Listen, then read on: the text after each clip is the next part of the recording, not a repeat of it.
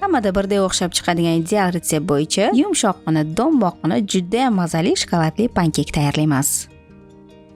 Demak, idishga 3 dona tuxum, 5 osh qoshiq shakar, 2 choy qoshiq vanilin shakari, choy qoshiq uchida tuz, 250 gram iliq qatiq va 50 gram erigan sariyog' qo'shib, hammasini aralashtiramiz. Kallik sifatli sariyog'i bilan tayyorlangan barcha pishiriqlarim yanada xushbo'y va mazali chiqadi. Endi bu massaga oliy navli turon unidan 240 gram hamda 2 choy qoshiq razrixlitelli elakdan oz-ozdan o'tkazib qo'shib, qumoqlari ketgunicha venchikda yaxshilab aralashtirib olamiz. Tayyor xamir mana shunaqa konsistensiyada bo'lishi lozim. Pishirishga qulay bo'lishi uchun xamirni konditor qopchiga quyib olamiz.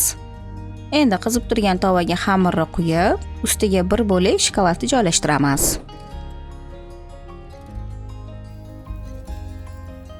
Shokoladning ustini yopish uchun ozgina xamir quyib, tovani qopqog'i yopilgan holatda pankeklarni har tarafini past olovda taxminan 1,5-2 daqiqadan pishirib olamiz.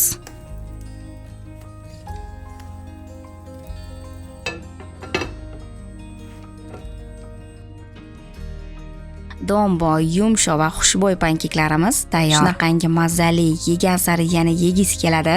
Ushbu retsept bo'yicha sizlar ham albatta tayyorlab ko'ringlar. Oilangizni katta-yu kichigiga yoqishi aniq.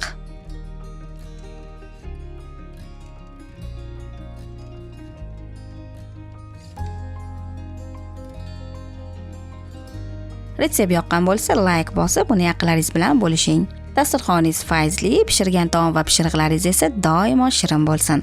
Keyingi videoda g'oyibona ko'rishguncha, xayr.